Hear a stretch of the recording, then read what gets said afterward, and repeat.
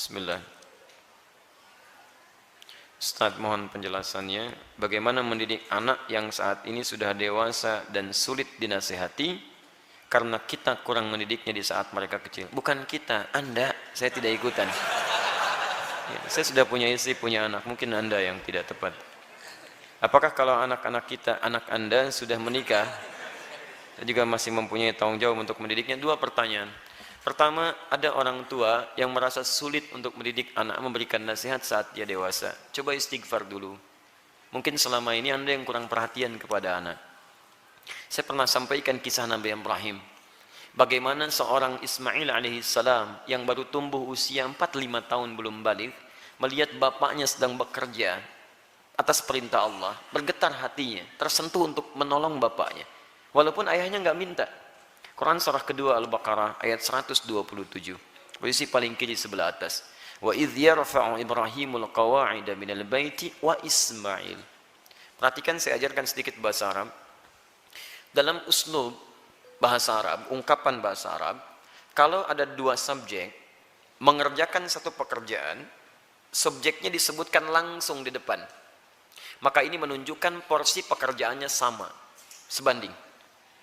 Tapi kalau ada satu disebutkan di depan, yang kedua diakhirkan, ini menunjukkan bahwa yang kedua ini sekedar membantu yang pertama saja. Tidak sebanding porsinya. Paham sampai sini? Sekarang perhatikan baik-baik.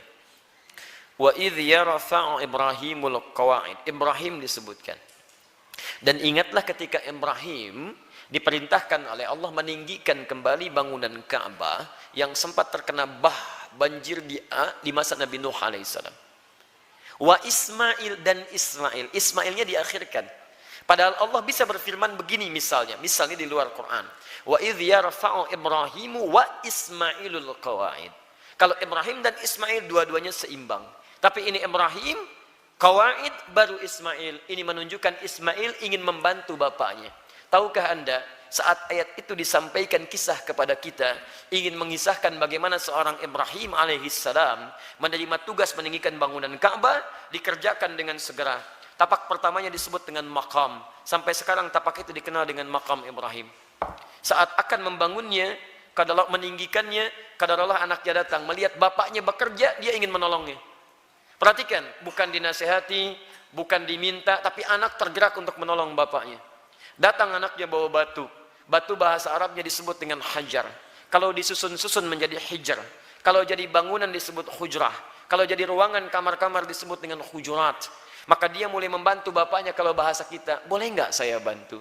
Dia bawa hajar, dia susun-susun. Begitu dia susun jadi bagian dari Ka'bah. Sampai sekarang disebut dengan Hijar Ismail. Hijar Ismail itu area dalam Ka'bah. Dan kalau kita sholat di dalamnya, itu termasuk sholat di dalam Ka'bah. Di dulu pada zamannya awal-awal masa Quraisy terjadi kebakaran, menimpa kemudian Ka'bah, ada kerusakan, mereka ingin memperbaiki. Cuman mereka tidak mau mengumpulkan harta yang tidak jelas. Akhirnya orang jahiliyah berusaha mengumpulkan harta yang paling halal. Tuh, orang jahiliyah bangun Ka'bah aja cari yang paling halal. Anda bisa bayangkan. Jadi mereka kumpulkan dan ternyata nggak cukup. Karena nggak cukup, kemudian area Hijar Ismail ini ya tidak tercukupi untuk kemudian dibangun pada area-area yang tertutup dengan area Ka'bah. Maka dibiarkanlah terbuka, sampai sekarang dipelihara keterbukaan itu, dan hikmahnya adalah Allah memberi kesempatan bagi orang yang ingin sholat di dalam Ka'bah. Bayangkan kalau tidak ada area itu, semua orang ingin semangat masuk, antrian macam-macam, tapi Allah berikan keluangan pada kita dengan area seputaran ini. Paham?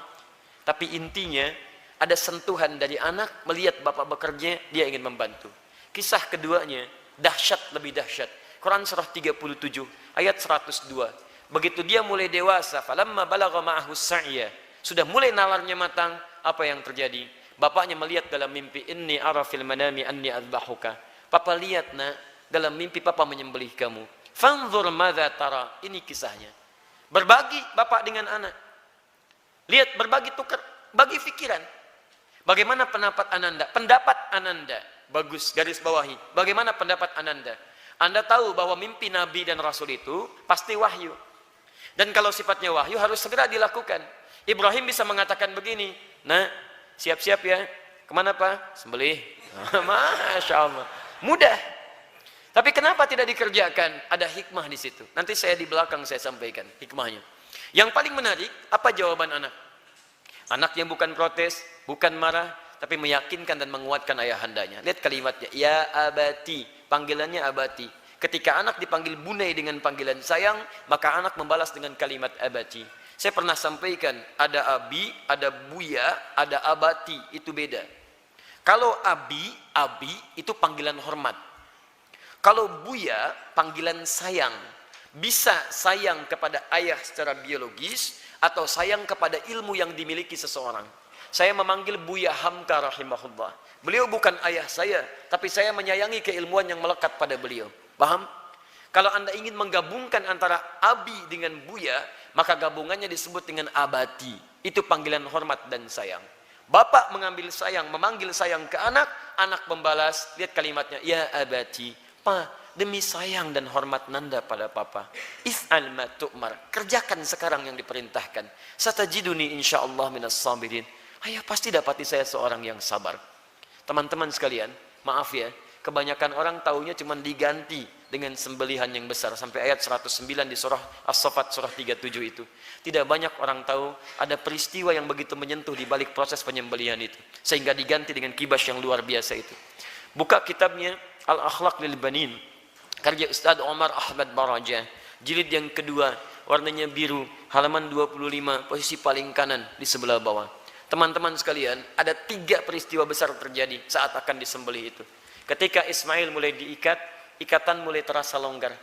Kata Ismail, duhai ayahanda, tolong kencangkan ikatan ini, supaya nanti saat saya akan disembelih, tidak merontak saya, dan tidak membuat ayah iba, dan tidak jadi menyembelih saya.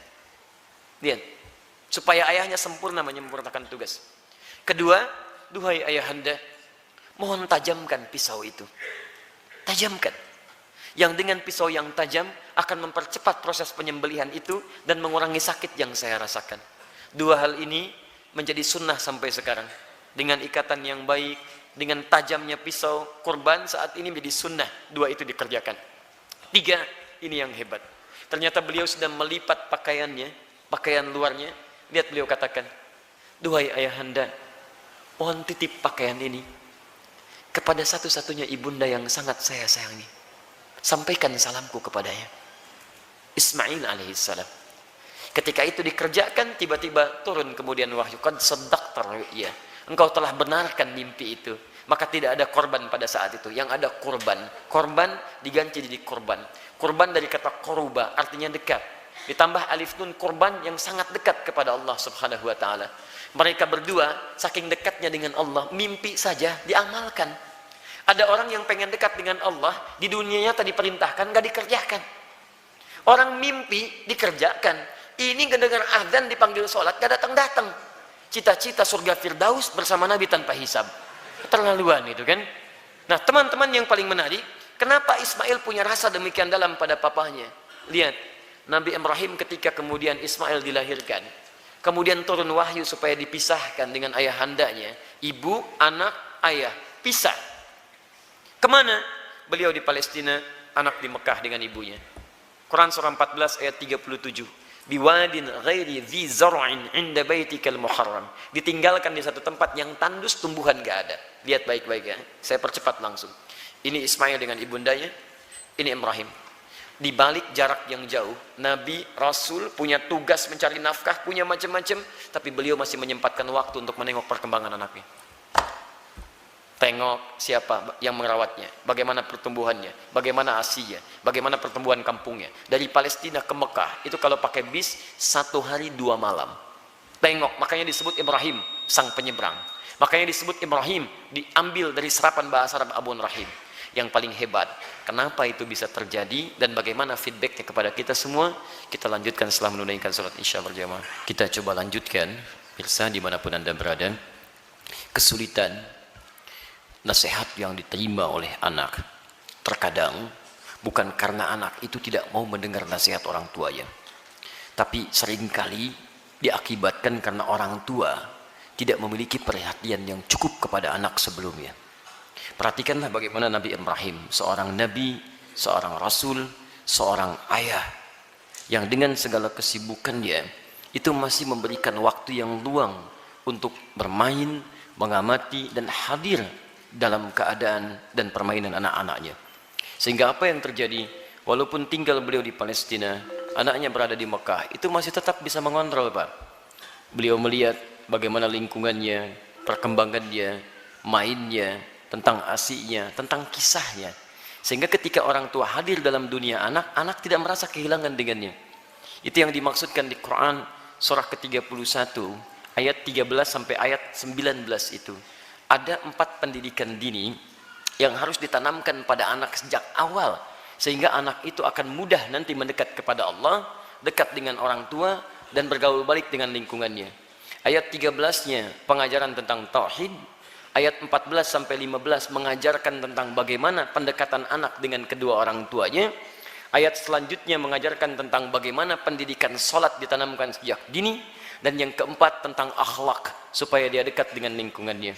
Nah, ini kadang-kadang yang kita lupa. Mohon maaf, kita itu bukan nabi, rasul juga bukan. Surganya tidak sedekat Nabi Ibrahim. Maaf, gelar kita bukan Khalilullah, bukan Abul Anbiya. Sesibuk apa sih? Kadang-kadang pekerjaan berangkat gelap, pulang gelap, anak tidak bisa terlihat dengan baik. Ini barangkali yang menyebabkan anak-anak kadang ingin mencari perhatian, bukan karena nakal, tapi mungkin karena orang tuanya tidak hadir dalam dunianya. Yang jadi persoalan. Saya mohon Bapak Ibu sekalian, kita sudah punya pengalaman yang sama. Ya, setiap Anda pulang ke rumah, anak kan tidak akan menyebut dengan profesi Anda. Anda jadi direktur di kantor, tapi di rumah anak Anda itu mengharapkan ayah, bukan direktur. Pernah Anda pulang disambut oleh anak, Pak Direktur, Masya Allah, hebat kalau begitu Anda. Saya selama ini pulang ke rumah, anak kami masih kecil-kecil. Sejak dia usia 3 tahun, anak yang pertama, itu menanti depan rumah. Gak pernah saya pulang sampai ke rumah dibuka, sampai hari ini dengan adiknya. Kalau menyambut kami, datang dia berdua, tidak pernah memanggil sampai hari ini. Ustadz, tidak. Ternyata mereka menunggu ayahnya gitu. Satu kejadian, karena tahu saya sering kali pulang malam, dia siangnya tidur. Banyak dia tidur, supaya tunggu malam saya datang. Ternyata kadang ingin menampilkan sesuatu, ingin menyampaikan pesan tertentu. Kadang ingin menyampaikan pesan bahwa saya sudah menghafal surat 8 jam tunggu-tunggu itu. Antum juga begitu. Anak antum mungkin menyiapkan karya macam-macam, cuman ketika pulang, beban pekerjaan Anda yang di luar itu kadang dibawa ke rumah, itu yang membuat kita tidak adil. Itu yang repot. Kadang-kadang masalah di kantor dibawa ke rumah. Nyampe ke rumah anak sudah menunggu, sudah menyusun senyum sebaik mungkin, ketika dibuka ayahnya cemberut. Papa, diam kamu. Hah? Kenapa mas? Kamu lagi ikut-ikutan. Ikut apa? Ya, jadi nggak nyaman situasinya. Begitu saya datang tiba-tiba, Buya, main bola yuk. Ah, main bola tuh. Main kita apa malam? Itu yang menarik. Sampai besoknya diceritakan sama bundanya, Buya itu capek kak, tunggu dulu ya. Pijitin dulu, bobok sebentar, baru main. Besoknya ditunggu, Masya Allah, di depan pintu. Buya, capek ya? Masya Allah. Ayo sini bobok, kakak pijitin. Pijitin pak. Bobok dulu, bobok merem, katanya merem. Begitu merem kita, baru semenit. Ya bangun, main bola yuk. Masya Allah. Tapi itu tuh susah didapatkan lagi ketika dia dewasa. Jadi kalau Anda nggak dapat sekarang, besok Anda tidak akan bisa meraihnya. Karena itulah orang tua seperti Ibrahim alaihissalam memberikan perhatian yang dalam. Anak itu punya rasa. Jangankan mendengar nasihat bapak ibu, ya nyawa saja mau diserahkan kok. Bapak cuma mimpi melihat kamu begini. Kak, kerjakan sekarang pak. Coba antum tes pulang dari sini. Bapak tadi ikut kajian Quran Sunnah Solution. Wah, dapat gambaran nyembelih kamu. Bagaimana pendapat kamu? Wah, sesat pak itu, jangan ikuti lagi. Repot gitu kan. Jadi yang pertama itu demikian. Pertama kita koreksi dulu. Yang kedua kita mendekat kepada Allah, berdoa, ya Allah, tidak engkau titipkan anak itu kepada ibunda yang lain kecuali pada hamba, ya Allah. Berikan kekuatan. Hamba yakin engkau tidak pernah memberikan ujian kecuali pada yang sanggup menjalaninya. Sentuh hatinya ya Rabb, sentuh hatinya ya Rabb. Ingat ketika seseorang telah menikah pun, kewajiban untuk memberikan nafkah berhenti memang. Tapi mohon maaf, perhatian itu kan tidak terputus. Anda masih berhak memperhatikan, memberikan arahan dan sebagainya. Karena itu, jangan putus dalam memberikan nasihat, sampaikan dengan cara yang terbaik. Kalau tidak pakai bahasa akal, gunakan bahasa hati. Setidaknya jadikan dia teman dalam kehidupan. Insya Allah dengan kalimat yang menyentuh, lama-lama dia akan tersadar. Jadi buka dengan doa, setelah itu ajak untuk berbicara dengan bahasa hati. Nah, mama bersyukur kamu sekarang sudah tumbuh dewasa, cukup pintar, teman kamu banyak. Dulu saat kamu dikandung, masuklah ke situ. Besar harapan mama terhadap kamu. Tiap malam mama bermohon kepada Allah mengalirkan air mata, supaya kita itu bisa sama-sama duduk, sama-sama tersenyum, kita bisa bahagia. Saat kamu berada dalam sekian bulan, harapan itu semakin tinggi. Ayah menambah peluk keringatnya supaya kamu bahagia. Kami berdoa supaya kamu tidak seperti kami, makannya mungkin terbatas dan sebagainya. Pelan-pelan sampai sudah masuk ke dalam jiwanya, baru antum sampaikan nasihat-nasihat kebaikan.